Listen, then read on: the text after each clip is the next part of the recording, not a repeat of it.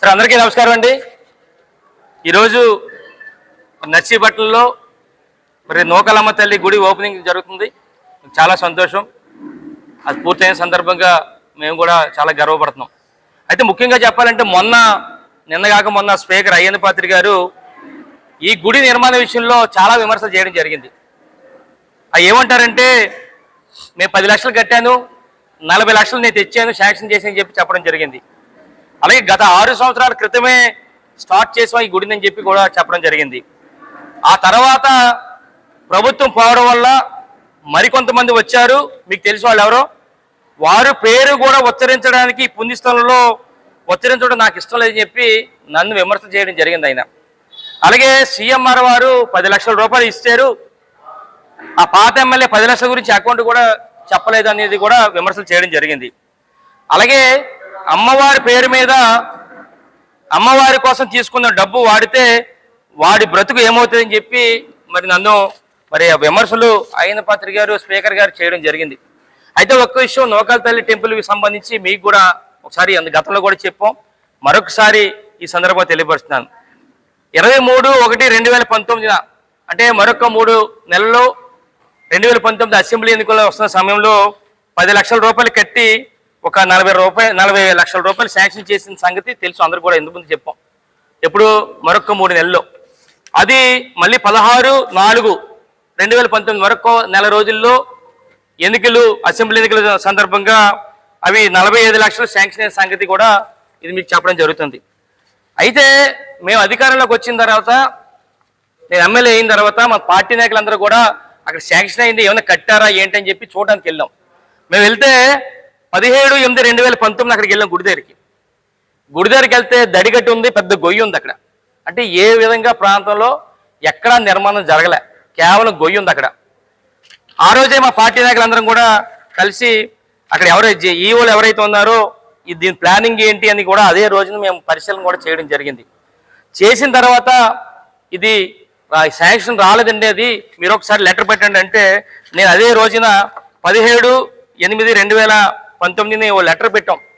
ఎవరికి పెట్టాను అంటే ది ఎండోమెంట్ కమిషనర్ డిపార్ట్మెంట్ వారికి, అమరావతి వారికి లెటర్ పెట్టాం. ఏమి పెట్టాం అంటే, గతంలోనే 2 జీవోలు 2 కోర్టు చేసి పెట్టారు, వాటిని శాంక్షన్ చేయాల్సిందిగా చెప్పి నేను ఒక రికమెండ్ చేస్తూ ఒక లెటర్ పెట్టడం జరిగింది.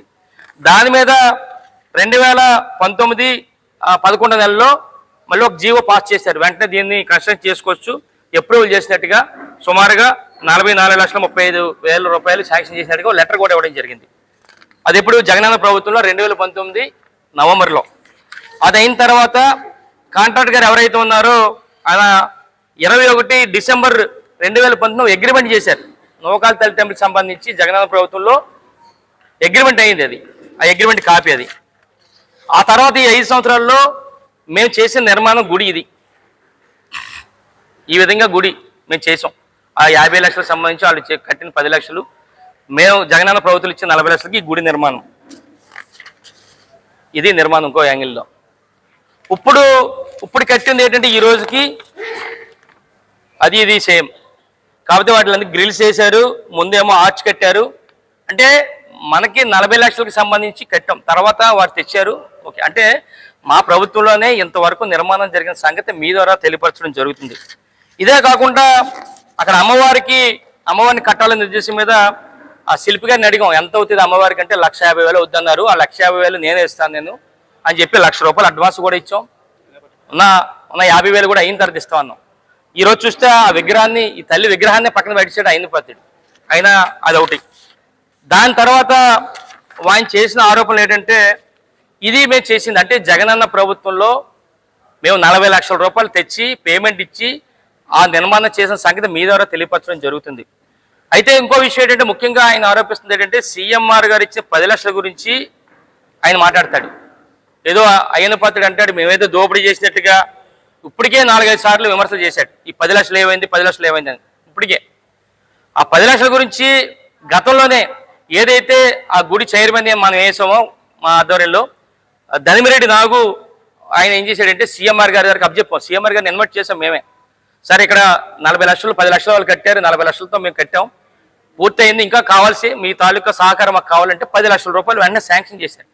శాంక్షన్ చేసేసారంటే ఆయన దఫదఫాలుగా ఎవరైతే మేము చైర్మన్ ధనిరెడ్డి నాగన్నామో ఆయనకి దఫదఫాలుగా వాళ్ళ తాలూకా మేనేజర్ ఎవరైతే ఉన్నారో మురళీమోహన్ గారు లక్ష ఒకసారి అలాగా 9 లక్షలు 9 భాగాలుగా ఎవరైతే చైర్మన్ ధనిరెడ్డి నాగ్ మేము వేసామో ధనిరెడ్డి నాగ్ 9 లక్షల రూపాయలు ఇచ్చారు. ప్రతిదీ కూడా సంతకాలు చేశారు. 9 లక్షలు కూడా ఆయన పట్టుకెళ్లారు. అయితే మేము అనేది ఏంటంటే ఈ 9 లక్షల గురించి గతంలో 4-5 సార్లు ఆయన పదవికి చెప్పినప్పుడు మేము చైర్మన్ చెప్పాం. ఆయన 9 లక్షలు ఏం చేసావు అడుగుతున్నారు. ఆయన నువ్వు తీసుకెళ్ళావు కనుక దాని మీద వివరణ ఇవ్వాలి, నువ్వు ఏం కట్టావో ఏం చేసావో చెప్పా అంటే ఆయన ఎప్పుడు కూడా ఏనాడు కూడా పత్రిక ప్రకటన చేయలేదు. పత్రికా ముఖం చెప్పన్నాం. ఈయన ఏదో బుర్రజోలుతాను నా మీద అత్తమాట ఆయన పాత్రుడు 10 లక్షలు తీసుకున్నావు దోచేస్తున్నాడని చెప్పని నువ్వు ఆ 9 లక్షలు పట్టుకెళ్ళావు కదా, 10 లక్షలకి 9 పట్టుకెళ్ళి 9 లక్షలకి చెప్పంటే ఆయన చెప్పడు. ఆయన పాత్రుడేమో నా మీద బుర్రజోలుతాడు.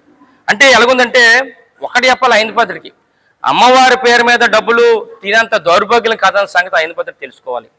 అలాగే అమ్మవారి పేరు మీద ఉన్న డబ్బులు మరి దోపిడీ చేసేంత దౌర్భాగ్యం కాదని చెప్పి ఆయన పాత్రుడు తెలుసుకోవాలి. ఎందుకంటే అయిన పాత్రలాగా దోపిడీలు చేయట్లేదు మేము.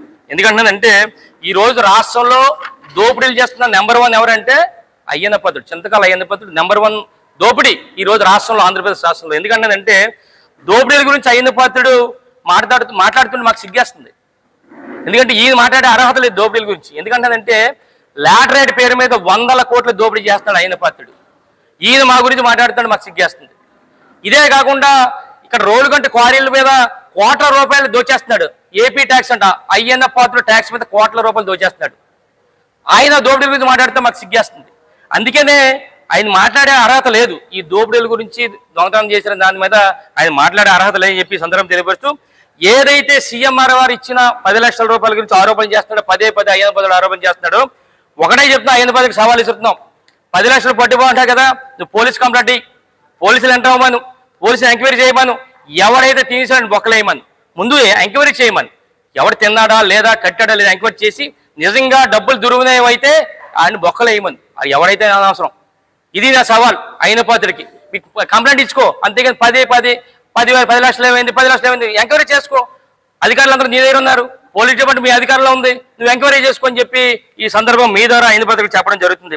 వెంటనే ఏదైనప్పటికీ కూడా ఈరోజు ఈ గుడి నిర్మాణంలో ఏదైతే నోకాల తల్లి గుడి నిర్మాణంలో ఈరోజు మేమందరం కూడా 40 లక్షల రూపాయలు జగనన్న ప్రభుత్వంలో నేను ఎమ్మెల్యేగా ఉన్నప్పుడు 40 లక్షల రూపాయలు మా తాలూకు భాగస్వామి ఉందన్న సంగతి మీ అందరూ కూడా తెలియపరుస్తూ, అందుకు నిజంగా మాకు కూడా చాలా గర్వంగా ఉంది. చాలా మేమందరం కూడా అందరూ భాగస్వామి అయినందుకు అదృష్టంగా మేమందరం కూడా భావిస్తూ, మరి ఏదైనప్పటికీ కూడా ఈ రోజు ఏదైతే ఆరోపణ చేస్తున్నాడో పదే అయ్యన్న పాత్రుడు ఆరోపణ చేస్తున్నాడో, నీకు నిజంగా దమ్ముంటే ఎంక్వైరీ చేసి పోలీస్ కంప్లైంట్ ఇచ్చి ఆ 10 లక్షల రూపాయలు దుర్వినియోగం అయినాయా లేదా ఎంక్వైరీ చేసి నిజంగా అయితే వాళ్ళ మీద యాక్షన్ తీసుకో. నువ్వు ఈ విధంగా 10 లక్షల మీద పదే పాత ఎమ్మెల్యే దోచేసాడంటే ఎవడు దోపిడీ? ఈ రోజు దోపిడీలు చేసేవాడు ఎవరైనా ఉన్నాడంటే ఈ రోజు రాష్ట్రంలో నువ్వే. ఇందాక చెప్పినట్టు దోపిడీ నెంబర్ 1. ఇప్పుడు 100 కోట్ల రూపాయలు లాటరీ మీద దోచేస్తున్నావు నువ్వు మా మీద మాట్లాడతావు. కోట్ల రూపాయలేమో ఇక్కడ రోలుగుంట క్వారీ మీద దోచేస్తున్నావు, నువ్వు మాకు మాట్లాడేది అని చెప్పి నీకు దోపిడీల గురించి మాట్లాడే అర్హత లేదు అయ్యన్న పాత్రుడికి చెప్పి సందర్భంగా తెలియపరుస్తూ, మరొకసారి అయ్యన్న పాత్రుడికి చెప్తాను, నువ్వు పోలీస్ ఎంక్వైరీ పెట్టి 10 లక్షలు ఎవరు తిన్నారో ఎంక్వైరీ చేయాలని చెప్పి మీ ద్వారా తెలియపరుస్తూ నమస్కారాలు తెలుపుకుంటాను. జై జగన్.